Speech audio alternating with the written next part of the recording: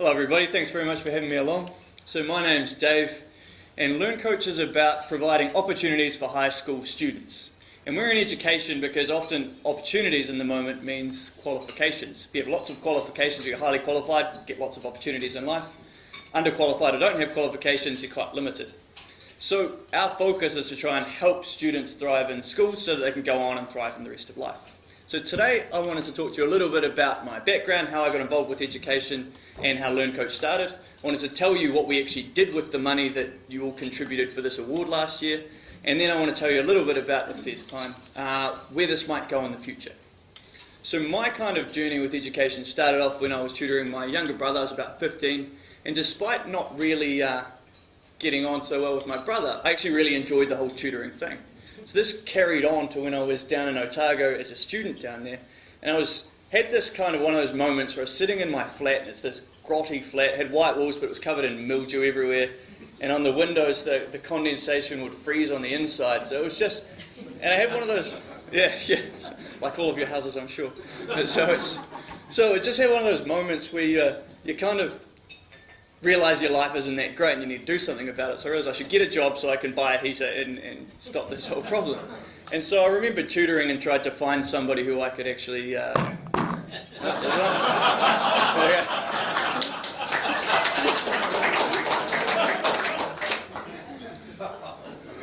Is this better? There we go. That's good.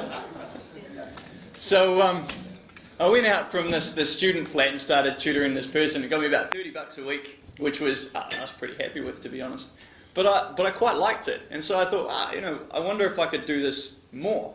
And so I thought, what if instead of doing like one student, I could teach 10 students? I'd be earning like $300 a week, and I'd be rolling in cash basically. And so I kind of went out and asked their friends, and ended up growing to tutor about 10 students. And I genuinely really enjoyed the job. But it got frustrating as more students asked if I could tutor them. I had my own classes and wasn't able to take on any more students. So it did get annoying. If you're getting paid for something you like, it's a really nice place to be. So I kind of started thinking again, well, what if instead of doing like 10 students, what if you could do like 100 students?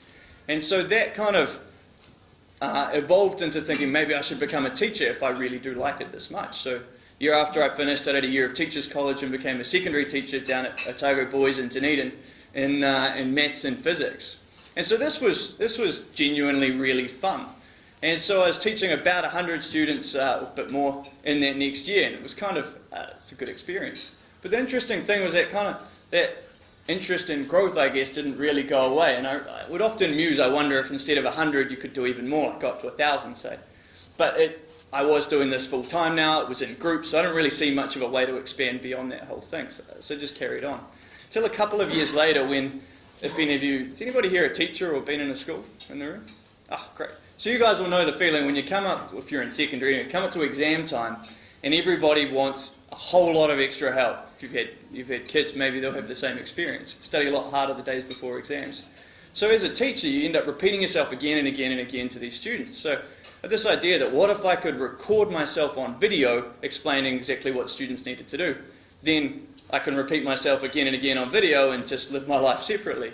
So I recorded this series for these two of my classes, which were year 11 or 5th form maths classes, just basically telling them how to do everything, all the skills they needed to learn for their exams, how to pass well on their exams, that kind of thing, and made these video playlists out of it and put it on a website. And put this live about 6 weeks before the exams and told these students, you're free to use it whenever you like. And so after the 2 weeks I kind of checked and saw that 69 kids had actually registered to use it, which was really exciting for me because I only had like 52 kids in these 2 maths classes. So I was like, these kids must have told their friends about learning maths, which is weird, to be quite honest. And so I was really thrilled with how this is going. And then over the remaining 4 weeks leading up to the exams, they must have told some of their friends who told some of their friends. Ended up being about 3,500 students using this site before the exams. And I was like, it was a really cool feeling because I realised there's something to it. The day before that maths exam, there was, most of those 3,000 students turned up and watched over 40,000 of these tutorials, which if I were to try and do it in person would have taken me about 10,000 hours of time and 5 years of full-time teaching. So it was a really to be honest, quite exciting insight, the fact that technology could really leverage what you're doing and reach a whole lot more people. And so that was kind of the beginnings of LearnCoach. I didn't kind of go much beyond that. I left my job and was doing something else until last year. Coming back to it though, last year, we've managed to grow this to reach more than 100,000 students since we applied in July last year to the Rotary Awards. And then, like Roger mentioned, delivered more than 1 million tutorials in that same time frame. So it's been a really exciting and really impactful journey. And so to come back to the Rotary Arcina Kickstarter Award that we won last year, we got $7,000, which was donated by the Rotary Club and organised by Arcina. And we put that to work almost straight away, and within a few weeks we'd spent the money. And so we got it in October, and we put it towards hiring chemistry and biology teachers and some IT people to get more digital tutorials online. So just for some kind of frame of reference, when I first started, did some organising tutorials in my last job, it cost us about $70 to organise a tutorial for a student. And so had we been in that same stage winning this prize, you could offer about 100 tutorials for students. But what's happened since creating these chemistry and biology tutorials for these final year students is we're well above track to hit more than 100,000 watches of these tutorials by the end of the year after exams, which means that the cost has kind of gone from $70 for a tutorial down to 7 cents per kind of tutorial watch. So it's literally 1,000 times cheaper to do it via online technology, and in turn you can reach 1,000 times as many students. And so it's not as perfect as having a teacher, but it has a surprising number of benefits that comes with it as well. But I really wanted to highlight to you all that those dollars that you contributed via the award has had an incredible impact both on our organisation, but also on a huge number of students. It's kind of the equivalent of filling up a stadium of students who come to watch biology and chemistry tutorials. So it's quite a, and the nice part as well is that now that they're made, the same thing will happen again next year, and so on and so on. So it's a pretty exciting space. So that money is really having a big impact. But I think an interesting thing that kind of comes up, and something that I almost never talk about, is where this goes in the future and what technology actually means for classrooms. It's a question I get asked often. I think so I want to touch on, one, how this goes from just us helping individual students outside of school who need some study support into what that actually means in classroom teaching, and where I think technology can help that process and what we're looking to do in the future. So when I tried some of this video stuff in my classrooms, a really interesting thing happened was that the students liked me on video a lot more than they seemed to like me in person, which was, you genuinely don't know how to take it. I got actually shushed by a student when he was watching me on video, and I was like, but I could talk to you. It was so that was, but you kind of break it. If you think about it, it makes sense, in that you've suddenly, as a teacher, you kind of control all the educational processes that happen in a class, and students rely on you to communicate that and help them when needed. It's your job. But this is kind of a first step in actually giving students something to use and control by themselves. So I kind of heard this idea in a class 4 or 5 years ago now. It's called the flipped classroom, or the flipped learning. Has anybody heard of that before? Yeah, so it's an idea where traditionally in a classroom you get the teacher who does the teaching in class time. Students go home and do practice questions as homework. That's kind of a normal dynamic of a class. Flipped classroom is the idea that you flip that upside down. Instead, in class you'll do practice questions, and at home you'll do the teaching via video. So the benefit of that is that students really need help when they do practice questions. Most people, when they're listening to somebody talk, don't want to ask questions or interrupt. They just sit there fairly passively. Whereas when you're actually trying to do a question, you get stuck. That's when you need your teacher. So if you can do that part when you're in the classroom and the teacher's actually there to help you, that's when it can be really beneficial for students. So I heard about this back when I was teaching and starting to make some of these videos, and tried these out with my class. And the interesting part was it's true. You've kind of, for the first time, actually taken something out of your head as a teacher and given it to students so they actually have the power to learn a little bit themselves. And the biggest difference that I found was that students could control their own pace of learning. So when you're in a classroom and you're teaching, you have to go at one pace. And you usually pick roughly the middle of the class, which means ballpark, half the students, or the smarter half of the kids, you're going to be going too slow for them. So they get bored, get distracted, and they're effectively wasting their time somewhat. But it's even worse on the other side, because if you leave the slower kids behind, they feel overwhelmed, they're not following it, and it's just really destructive, to be honest, for anybody who's trying to learn feeling that way. So when you could put this whole idea on video, and you could set them homework of watching videos, which, by the way, kids love watching videos for homework, then they'd be able to do it at their own pace. They could take me on video, and they could pause video me, they could rewind me, they could replay me when they didn't understand something, and they could go back again before the test and remind themselves of what they were supposed to be doing. So it was this quite amazing way where they could set their own pace of learning. And so that in itself also led to a feeling of mastery, trying to master each individual skill rather than trying just to pass a test. Anyway, everyone wants to pass a test, but kids will try and do higher grades if they think they can. So typically what would happen is that you get the lower kids, they just want to get 50% or the equivalent of 50% to pass. But what happens in maths, like many subjects, is you're building on top of each year on the next year. So if you can imagine a building where you had like 50% of the building was complete at level 1, and you move on to start building level 2, maths, or building, and so on and so on. It's just a matter of time before the building kind of crumbles down because you just don't have the foundations to withstand that kind of height. So in the subject equivalent, when a student can actually slow down their pace and learn what they're doing, the fast kids can actually build up faster and get ahead. The slower kids can actually build a more solid foundation before they kind of move on. So it was this really interesting dynamic of how this worked in the classroom. So what we're looking to do now, on top of just the video tutorials that help students at home, and now there's more than 200 schools using these in the flipped classroom kind of model with LearnCoach, is we want to take those few steps further to try and make it more personal for students and give students more control over their learning.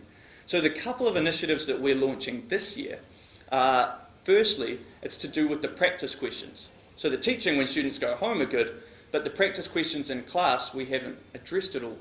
So you've got this phenomenon, which is kind of interesting. If you got a kid and you sat them down and you could make sure that they could do every one of the last 3 years' exam questions, can almost guarantee they're going to outperform anybody who doesn't. Like it's a fairly surefire way to get somebody to achieve well. The problem is if you get a student trying to do that by themselves, they just get stuck. And so what we figured out is that we needed to find a way to help students through it. Because when we put these kids in the classroom, you get a teacher going to help them that explain this kind of meaty problem for 15 minutes. But if you're a teacher, and you want to spend 15 minutes with each of your students each day, it's 25 hours. It's just a completely unrealistic or unplausible thing to do. So we needed to try and remove a whole bunch of that time. So what we've done is we've recorded tutorial videos, or most of the way through recording tutorial videos for every single old exam question. So if you can imagine, a student goes on our website and watches this tutorial on what they need to know. Then they'll click a button and it'll pop up the questions they need for their exams that's relevant. And then as soon as they get stuck, they can just click play and some tutor will walk them through exactly what they need to do for that question. It kind of really streamlines that study process so that most students can have access to really good learning whenever they want it. So that's the first kind of thing we're launching in a couple of months. The second thing we're going to be launching is taking that one step further again, and that our whole kind of purpose is to help people get opportunities by getting more qualified. And so the frustrating thing is if you go right through that process, you learn the stuff, you do your practice questions, you understand the last 3 years of exams, but then it might be 6 weeks or 6 months until you actually get assessed on that, by which case you've either forgotten it and have to learn it again, or you don't get what you actually deserve in terms of grades. So we've now started our own online school, which is a second chance school effectively, where students can go on, do all this practice questions, and as soon as they're ready, they can sit the actual NCEA test online, get all the accreditation that they need. We link in with their high school and with NZQA, and it all kind of happens as a process. And this has been really amazing for all of those kind of fringe students, where if you get students who are ahead, they actually can go ahead, get accredited for that, and go right ahead and maths. They can do students who have missed subjects at school and can't get university entrance, international students who are behind, students who are away on sports trips, or sick, or slower, or probably everybody here remembers a time when they just felt like they deserved a better grade or underperformed, or just wanted another chance for some reason or another. So that's launching later in the year, and it's been testing for about 6 months now. So the whole idea of what we're really trying to do is we're trying to create the academic tools that students need and package them up online so you can give them to everybody. And the idea that that can create a much more personal experience both within the classroom and give a lot more opportunity for students outside classroom, especially those that have either left school, or if you're looking in other more third world countries where you can actually plonk an education system right down anywhere where there's an internet connection. So that's the kind of the direction we're heading in. So I wanted to really communicate that, one, the prize money has made a genuinely huge impact on a really big chunk of the New Zealand school population, and that we're definitely not stopping now, and really excited about ploughing forward to see how much more we can impact each student with the dollars that we do have. Thanks very much.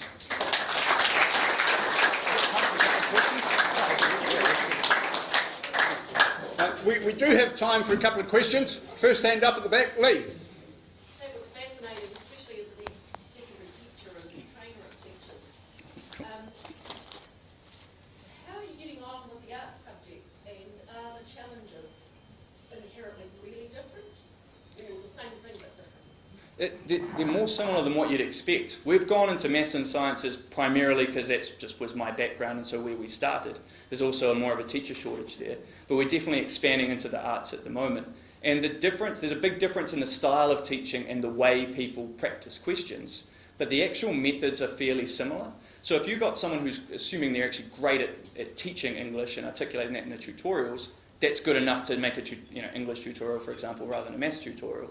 In the same way with practicing questions, as long as you can deconstruct it into really tangible steps that most students can follow through, that helps the practice questions. In every assessment at the moment, we have to have real markers and real moderators going through it, so that part doesn't change too much. So, of course, the teaching's different, like in any two different subjects, but it's the process or the system is surprisingly similar in both cases.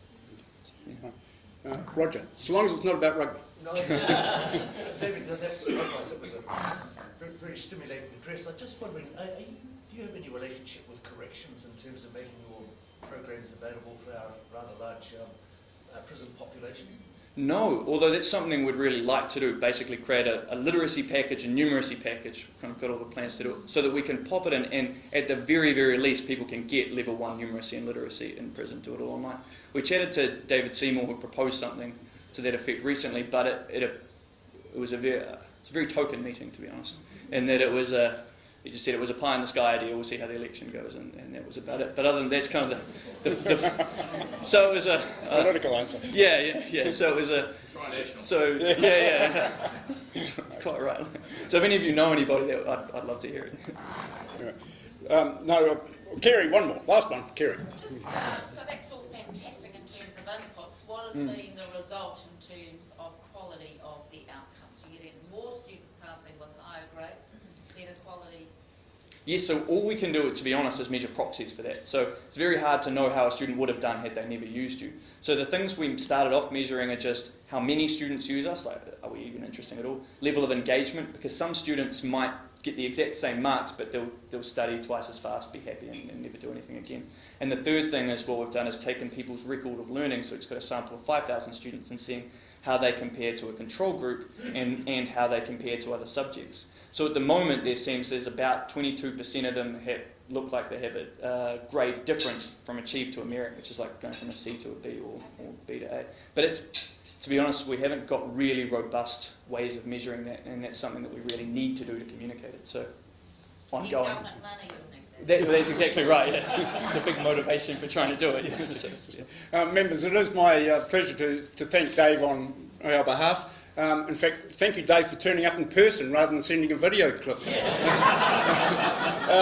We've learned about LearnCoach's establishment, its journey so far, the impact of winning the Rotary Kickstart Award, and LearnCoach Future. If the future is to be measured by Dave's enthusiasm, I'm sure it will succeed. David, on behalf of the club, I ask you to accept this small token of our appreciation and ask the members to thank David in an appropriate manner.